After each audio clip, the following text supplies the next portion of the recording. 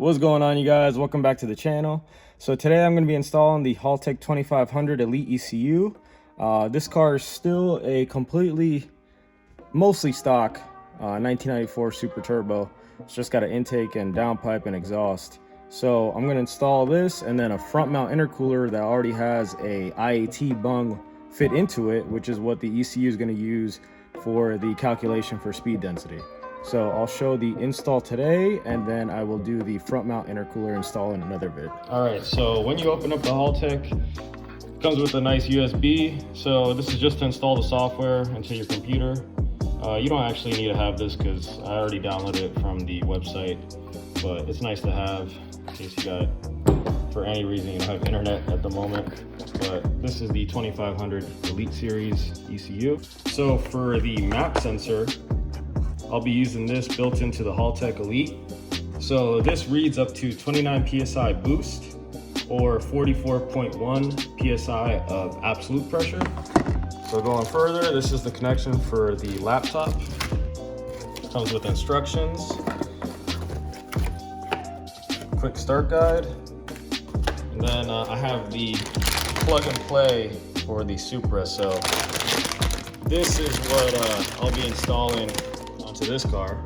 So this plugs into the factory harness, and then this side plugs into the Haltech 2500. Then you have the external wideband, which this requires an external wideband controller, which means it's got a wideband controller that sends it via CAN signal to the ECU. And then it's got auxiliary as well for extra pins for any other reasons. If you want to add some, clutch switch or etc. Nitrous solenoids, whatever it could be, that can be added on.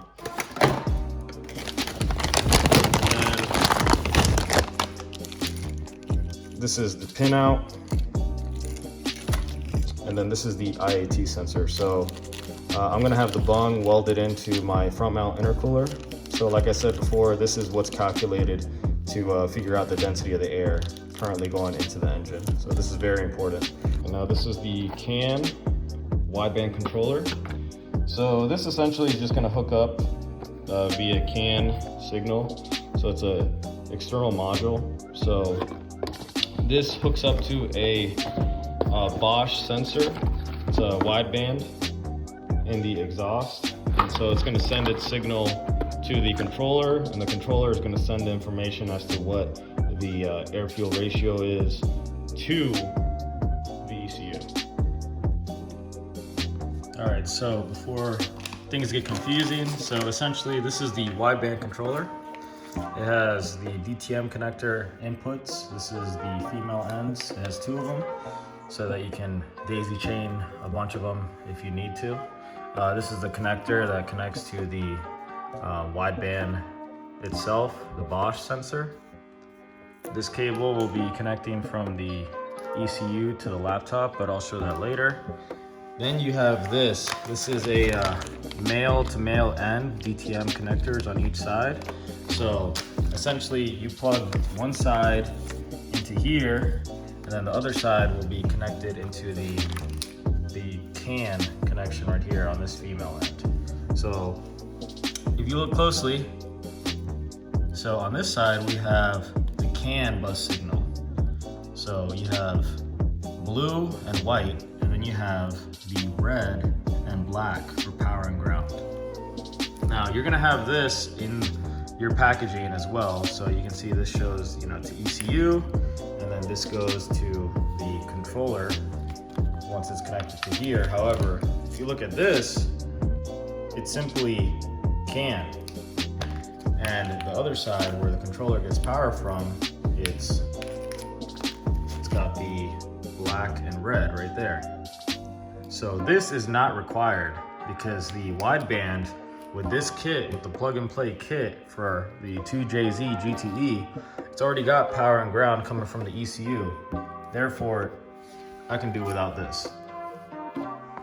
Here I have the connectors already plugged in. So the map sensor, I just need to run a vacuum line from here to the intake manifold.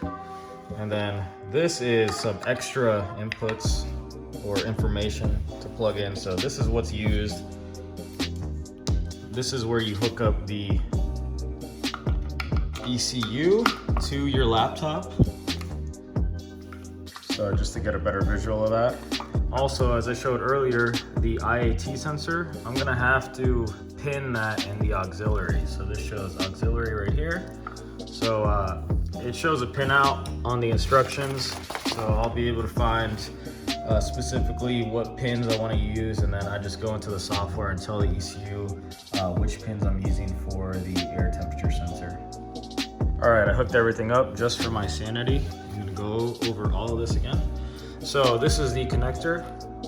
The 3 connectors for the Toyota Supra, they're gonna plug into here from the factory harness. Then they route directly into the Haltech ECU right here, the 2 connectors. This is the auxiliary side, so I am going to pin this out with the kit that's available that came with the plug and play. So this will be set up with 2 pins from my Iat sensor, and the rest are going to be blank for the time being unless I find a use for it in the future. Then this is already set up. It says CAN right here. So this CAN cable, the DTM connectors are set up. You can see the blue and the white are the CAN signals, and then red and black are power and ground, already coming from the ECU. And then here you see on the other side, obviously red and black, blue and white. So this cable, which is the one with this part number right here that came with the kit, that's simply the male to male end that plugs in directly to the wideband controller. So in the schematics, it shows that this is wideband controller 1. So since I only have 1, this cable's coming out on this end. So this end is what's gonna route to this connector, which is gonna hook up to my Bosch wideband, which is gonna go into the exhaust. So this is the whole setup. If there's any issues, I'll make some corrections in the video. All right, now I'm gonna pop out these panels. This looks all too familiar. Just took out the Supra rug, mat, floor mat. So once I pop all this out, then I'll get back to the ECU. All right, so I just pulled back the carpet. This old 27-year-old carpet, probably looking kind of grimy, but here is the cover plate. So I just got to pop that off, and I just had to pop off these panels on the side to be able to pull this carpet back. And if you got a Target Top Supra, I don't know, if you guys get a light, this is a perfect spot to put something magnetic. It just holds so well. So I'm gonna pop these out and then we'll get to the ECU. And don't forget to disconnect the negative. I almost forgot about that. ECU cover is out. And there goes the automatic transmission ECU. So I'll be popping this massive thing out. Damn, I didn't realize it was this big. That's what she said. But yeah, once I pop this out, then I'll have a bunch of room, and then I'll be able to figure out how I'm gonna configure the Haltech ECU. All right, the OEM ECU is out. So you can see that there's a little bolt that goes in between these 2 connectors. So there's actually only 1 bolt holding the entire ECU to the housing. And then the metal bracket, or the plastic bracket on top, is what also holds the ECU down. However, I am surprised that it's only 1 bolt right here that holds it to the body. So anyways, here's the bolt that you got to remove from the ECU in between these 2 connectors.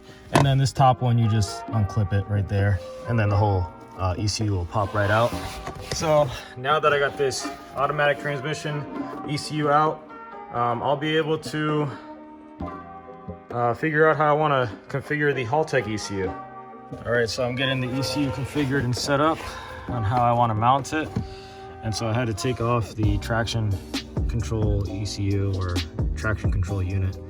But unfortunately, as soon as I took it off, completely stripped off. Look at that, that sucks. Maybe this is a sign that I don't need traction control, since I could just do the ignition cut with the ECU. All right guys, so now I'm setting up the Haltech. Just got the laptop. I'm just downloading the preloaded map that Haltech has. It's essentially just a startup map.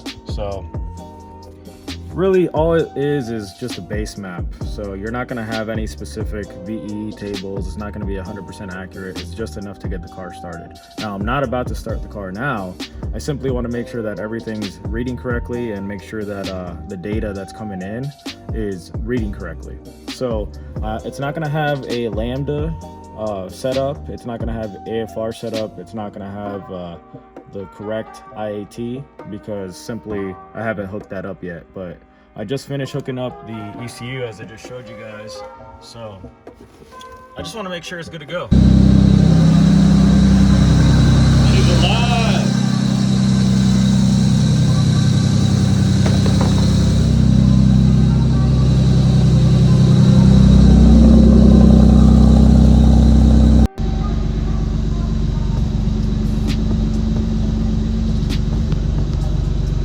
Lives.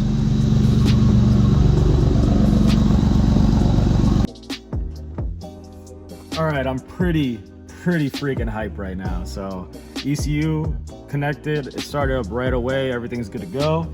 So I don't have the wideband controller hooked up yet. So once I hook that up, I'll be able to get the AFR showing, or actually the lambda, and we'll configure the VE table from there. But honestly, I'm not rushing it right now because I gotta lift the car up, and then there is a bung on my downpipe. I just gotta make sure that it's the right size. I don't think it is, so if it's not, I'm gonna have to go get that welded on. I don't have any welding equipment, but you know, if it is, then we're in luck, so I can get this done right away. So I'm about to take a quick break and then put the car up on some jack stands and then go from there.